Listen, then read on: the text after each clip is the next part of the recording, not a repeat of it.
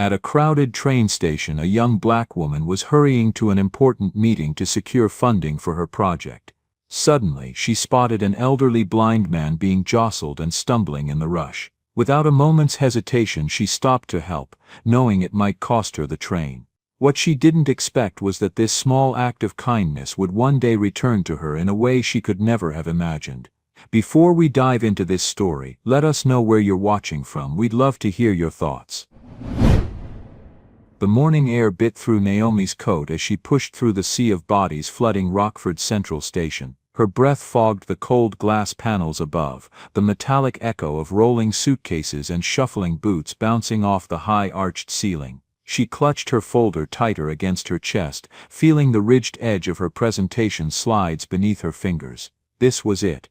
The meeting she had been preparing for months, her one chance to pitch the community project she believed could change lives. The digital clock over the platform gates read 8:57 a.m., 3 minutes until departure. If she missed this train, she might as well kiss the opportunity goodbye. She maneuvered through the crowd, her eyes locked on the platform sign glowing in the distance. Then, out of the corner of her eye, she caught a sudden disturbance in the current of commuters. A man, older, white hair swept thin across his head, stood frozen near the train doors. One hand gripped a worn cane, the other holding a bulging canvas bag. His dark glasses caught the station's overhead light, and the faint tremor in his chin told her what the rest of the crowd had already decided to ignore. He couldn't see. The tide of passengers pushed past him without slowing. Naomi saw the moment it happened. The cane's tip wedged itself into the narrow gap between the metal boarding ramp and the platform floor. The man tried to pull it free, but the bag's weight tugged at his shoulder, throwing him off balance.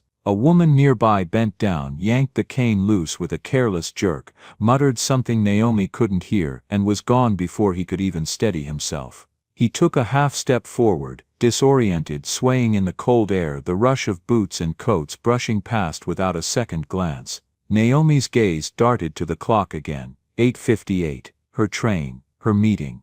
Months of late nights, carefully built arguments and hard-won statistics, all resting on the other side of those closing doors. She felt the weight of her own future pressing against her ribs, but so did the sight of him, alone, vulnerable, one wrong step away from falling. Before she could think herself out of it, her feet were already moving. She slipped between two men in heavy coats, sidestepping a wheeled suitcase, and reached the old man just as he started to lose his footing. "I've got you," she said, her voice steady despite the thud of her pulse. She slid the strap of his bag higher onto his shoulder, feeling the stiff canvas rough against her palm, and guided his hand to the smooth edge of the railing. The crowd surged again, threatening to pull them apart. She angled her body between him and the rush, shielding him from the sharp elbows and swinging backpacks. "Which platform?" she asked quickly. 5, he replied, his voice soft but certain. Platform 5 was on the opposite side. Naomi adjusted her grip and began steering him through the current, calling out gentle warnings as the ground shifted beneath their steps. Her breath came faster, the smell of diesel and damp wool filling her lungs. They reached the ramp just as the conductor blew the final whistle. She gave him a firm nod toward the open door. "You're here." He lifted his head toward her, the faintest smile pulling at the corner of his mouth. "Thank you." Naomi opened her mouth to answer, but the hiss of the sliding doors cut her off. The train she was meant to be on, the train carrying her toward that one-in-a-million opportunity, was already moving. She stood there, watching it glide out of the station, the tail lights disappearing into the gray morning fog. Her chest tightened, not from the cold but from the sharp, undeniable truth that she had just traded her chance for his safety. She exhaled slowly, a cloud of white curling upward, and managed a small quiet reply. "You're welcome." They stepped in opposite directions, swallowed by the crowd once more, unaware that the rails beneath them had just shifted in ways neither could yet see. Naomi stood for a long moment, the crowd flowing around her as if she were just another post holding up the station roof. She turned away from the empty tracks, the echoes of the departing train still rattling in her ears. By the time she reached the community hall 2 towns over, the meeting room door was already closed. Through the narrow glass panel, she saw another group at the podium, polished slides on the screen, confident voices filling the air.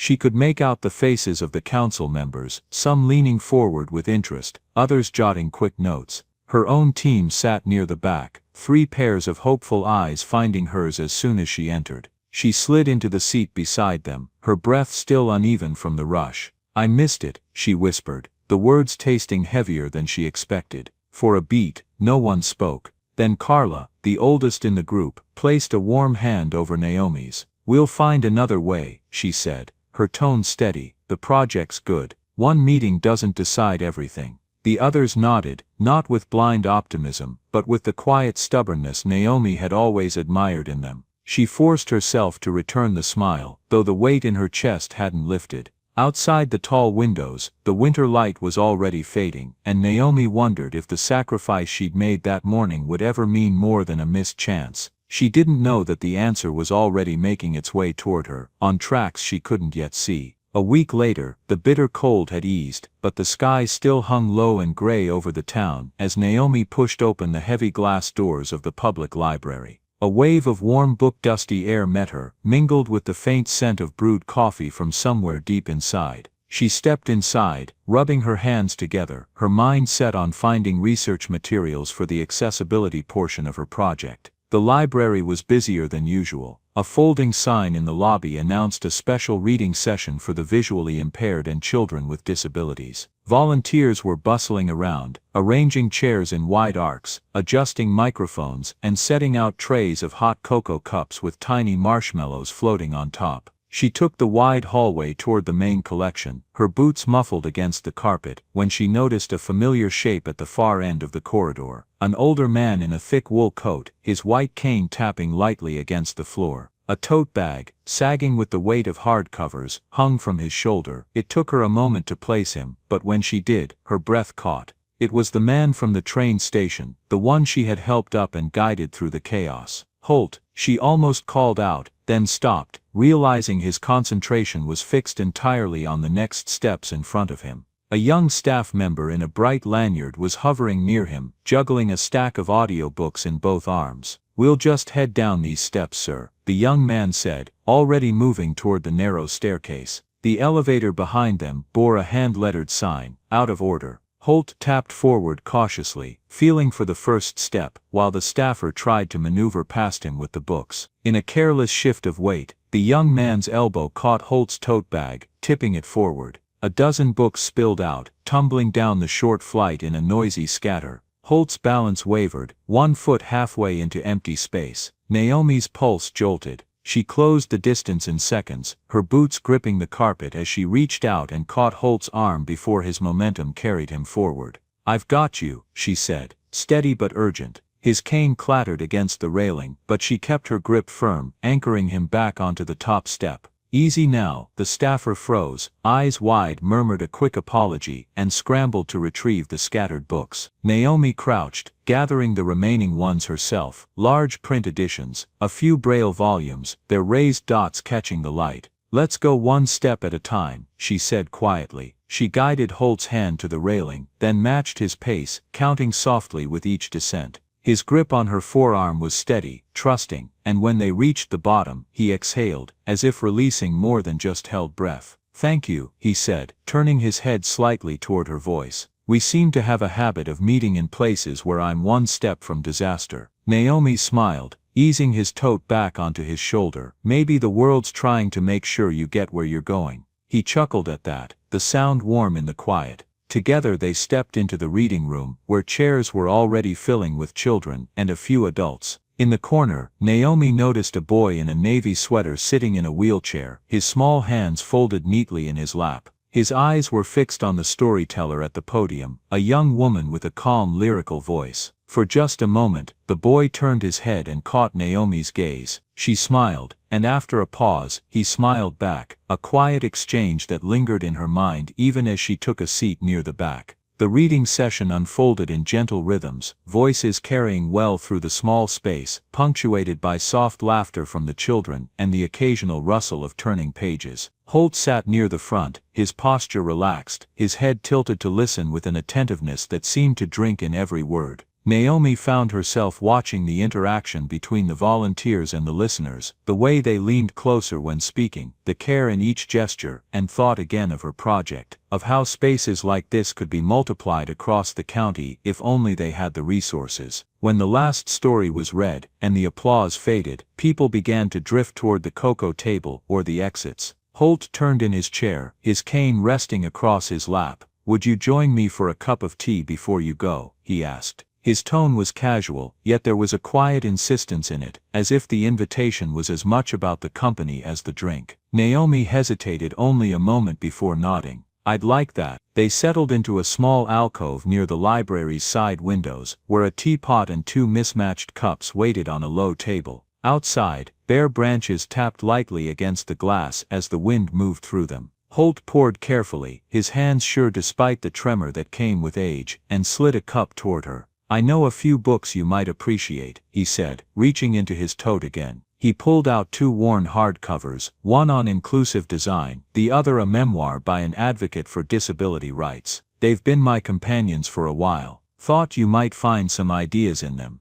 Holt rested his hands over his cane for a moment, tilting his head slightly. "What made you choose this work, Naomi? It's not the sort of project people take on unless it's personal." She let the question hang between them for a beat, eyes drifting to the steam curling from her tea. "When I was 60, my older brother had a car accident. He never walked again. We thought finding a school that would take him in would be simple. It wasn't. Doors closed, sometimes politely, sometimes not at all. I learned then how invisible people can become if a place isn't built for them." Her voice softened, steady but edged with memory. "I promised myself I'd work to change that, even if it was only in one town." Holt's expression didn't change much, but there was a pause, a stillness, that told her he was listening deeper than most. "That explains a lot," he said quietly, before lifting his cup again. Naomi traced a finger along the embossed title of the memoir. "Thank you, this means a lot." They talked for a short while, about the library's programs, the stubbornness of winter, the way the town seemed both small and endlessly full of strangers. Holt's voice carried a measured warmth, his words thoughtful without drifting into sentimentality. When Naomi finally stood to leave, she saw a woman in her 50s approaching from the lobby. She had an air of quiet assurance, her coat neatly buttoned, a soft scarf looped at her neck. "Ready to go, Dad?" she asked, her eyes shifting briefly to Naomi with a polite reserved smile. "This is," Holt began, but the woman gave a small nod that suggested introductions could wait. Naomi returned the nod, sensing an unspoken boundary, and stepped aside as they gathered Holt's things. She walked out into the chill afternoon, the sound of their quiet conversation fading behind her, unaware that this brief encounter had just shifted the path ahead in ways neither she nor Holt could yet imagine. 3 evenings later, Naomi was sorting through a small stack of printouts at her kitchen table when the phone rang. She almost didn't answer, thinking it might be another automated call, but the voice on the other end made her pause mid-breath. "Miss Naomi, this is Holt. I was wondering, would you care to join me for dinner sometime this week? Nothing fancy. I'd like to show you those books I mentioned." His tone was measured, the words deliberate, as if he wanted to give her an easy way to say no. She smiled into the receiver, even though he couldn't see it. "I'd be honored." That Friday, the sun dipped early, the cold returning with a sharper edge as she made her way up a narrow brick path toward a small well-kept house on the quieter side of town. Light spilled warmly from the front windows, soft and golden against the frost. She knocked gently, and almost at once, the door opened to reveal Holt, wearing a thick cardigan and a contented smile. Come in," he said, stepping aside so she could enter. The air inside carried the comforting aroma of baked bread, and something savory simmering, rosemary maybe, mingled with the earthy scent of roasted vegetables. The space felt lived in, shelves filled with books of every size and color, a low fire flickering in the hearth, a braided rug underfoot. "Ellen's just finishing in the kitchen," Holt said, leading her toward a small dining table set for 3. From the doorway came the woman Naomi had briefly seen at the library. Tonight she wore a simple navy sweater and a loosely tied apron, her dark hair pulled back. "You must be Naomi," she said, her voice pleasant but reserved. "I'm Ellen, Dad's daughter." They shook hands, and Naomi noticed the firm, assessing quality in Ellen's gaze, not unkind, but watchful, as though weighing what she saw.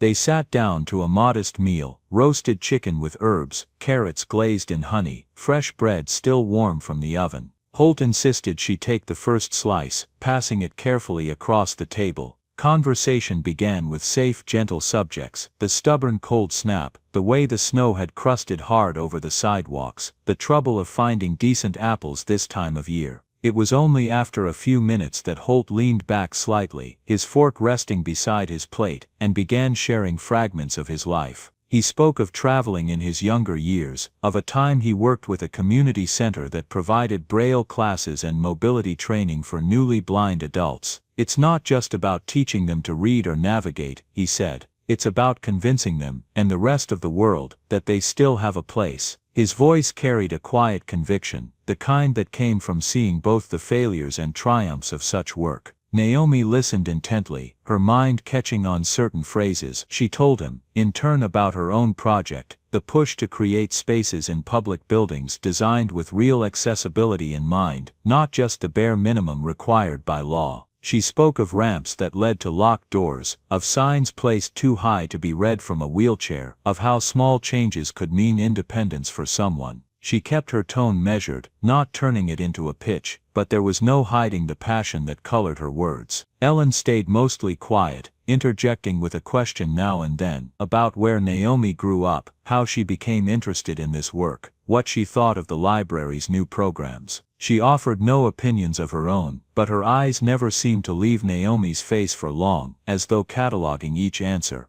After the plates were cleared, Holt gestured toward the living room, where a low table near the fire now held a neat stack of books. Naomi followed him, kneeling beside the table as he picked up one volume after another: a history of disability rights legislation, a memoir by a war veteran who lost his sight, a collection of essays on inclusive city planning. Some were well worn, with creased spines and pages softened from years of turning; others still had the crisp feel of newness. "These have been with me a long time," Holt said, resting a hand lightly on the top book. "They've shaped how I see the world, in every sense of the word." He smiled faintly at his own phrasing. Naomi ran her fingers over the braille on one cover, feeling the tiny raised dots under her skin. "I'll take good care of them," she promised. When it grew late, Ellen rose from her chair. "I can walk you to your car," she offered, her tone even. Outside, the night was clear, the air sharp in Naomi's lungs. Their footsteps crunched over the frosted path. At the curb, Ellen paused with one hand on her coat pocket.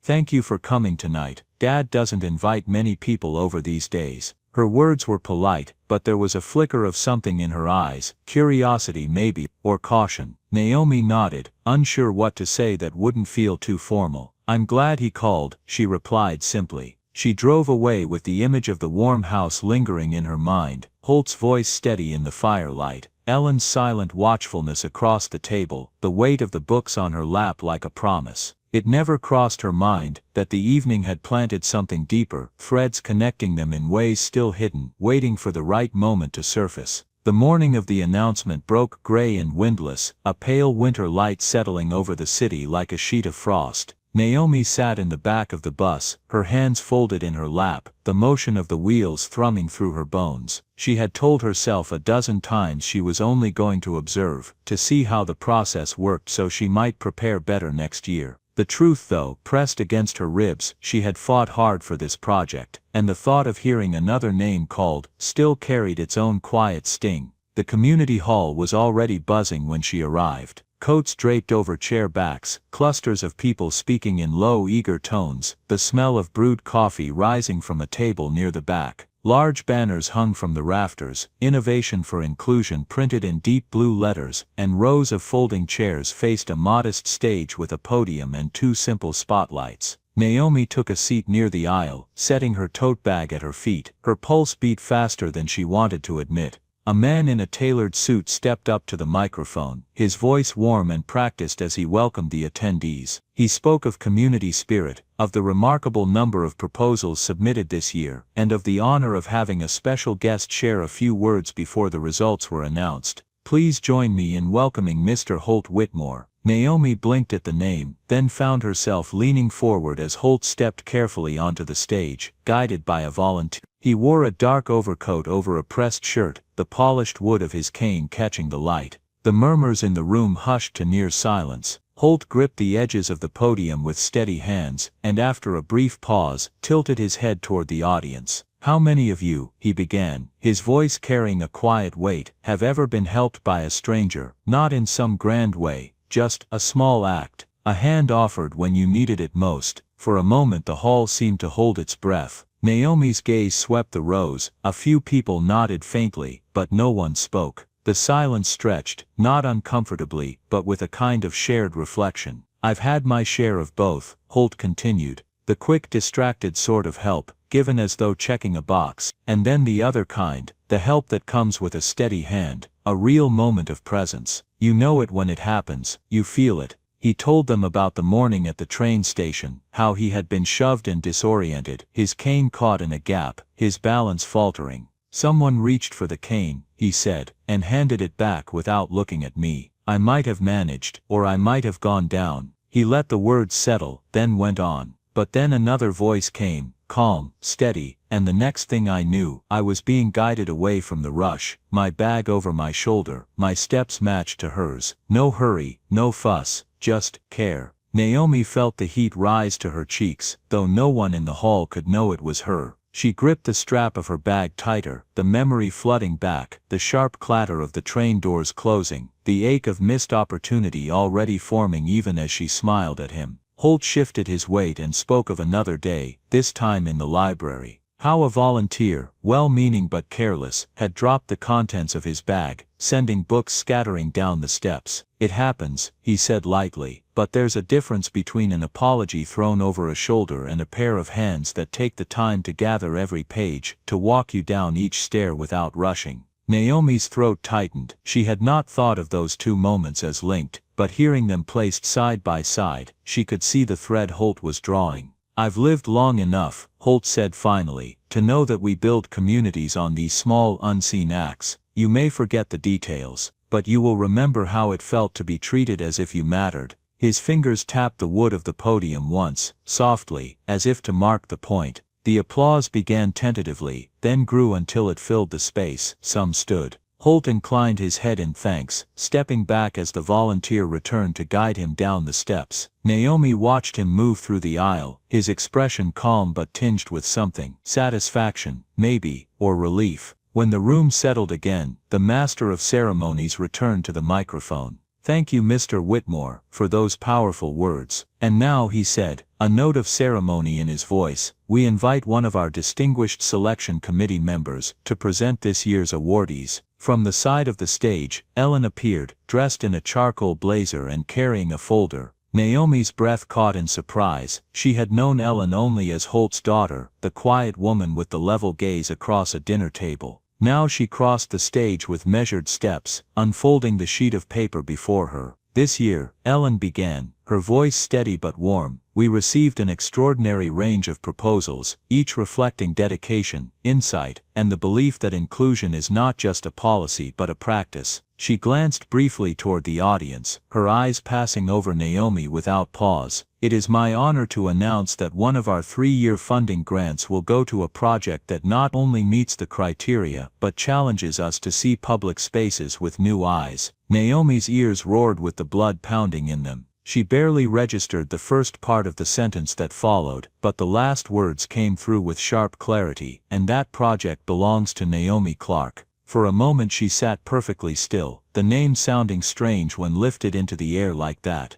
Then she rose, the applause washing toward her in a wave, her legs carrying her forward almost on their own. Somewhere beyond the lights, Holt was smiling, and Ellen's expression was unreadable, not cold, not exactly warm, but intent, as though this was a moment she had known was coming. The first gathering funded by the grant was supposed to be just that, the first gathering. Naomi had imagined herself moving quietly in the background, making sure the coffee stayed hot, the Braille booklets were stacked neatly on the table, the ramps and aisles kept clear. She had dressed simply, hair pulled back, name tag clipped to her sweater like any other volunteer. This was for the community, not for her. The hall buzzed with life, laughter rose from the corner where children tested out the new tactile picture books. A woman ran her fingers over a Braille sign and smiled. Holt sat in the second row, his cane resting across his knees, Ellen beside him with that same unreadable calm Naomi had seen at the dinner table. Naomi felt a quiet pride, not in herself, but in the space, in the fact that people had come. She was carrying a box of audio headsets toward the back when she heard her name from the stage. It wasn't the clipped tone of a roll call, it was an invitation. She froze for a second, the box still in her arms, thinking there must be another Naomi.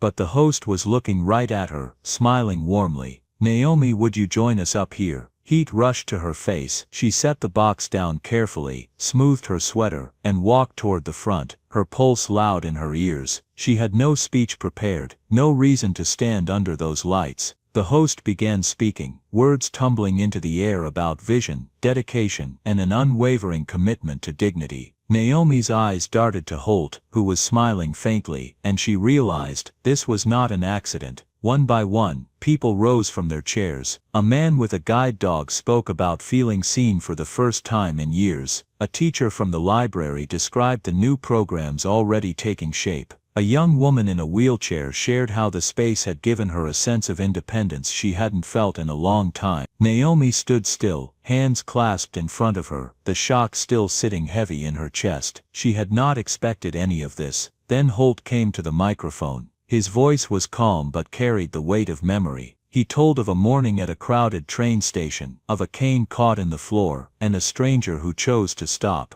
He spoke of a day in the library when a careless hand nearly sent him tumbling, and the same stranger's steady grip had kept him safe. "It is not the size of the help that matters," he said, "but the care behind it. And that care, it grows." By the time the speeches ended, Naomi felt almost lightheaded, a mix of embarrassment, gratitude and disbelief. She moved down from the stage, as the audience began to drift toward the doors, still trying to process what had just happened. Then a small voice called her name. She turned and saw the boy from the library, the one in the wheelchair, wheeling himself forward with quiet determination. He held a microphone in both hands, his fingers wrapped tightly around it. Lifting his chin, he spoke into it with a clarity that cut through the room. "Thank you, Miss Naomi." Her breath caught. She hadn't realized until that moment how much those words would mean. She crouched beside him, taking his hand gently. His skin was warm, his grip surprisingly firm. She felt the sting of tears but didn't look away. Somewhere behind them, cameras clicked. But Naomi wasn't thinking of photographs or audiences. She was thinking of the train station. The library steps, every choice that had seemed small at the time, now standing before her in the shape of this boy's steady gaze. The image lingered, her head bent toward his hand in hers, before the room slowly faded to black in the mind's eye, leaving only the quiet certainty that kindness had a way of circling back, often when you least expected it. Join us to share meaningful stories by hitting the like and subscribe buttons. Don't forget to turn on the notification bell to start your day with profound lessons and heartfelt empathy.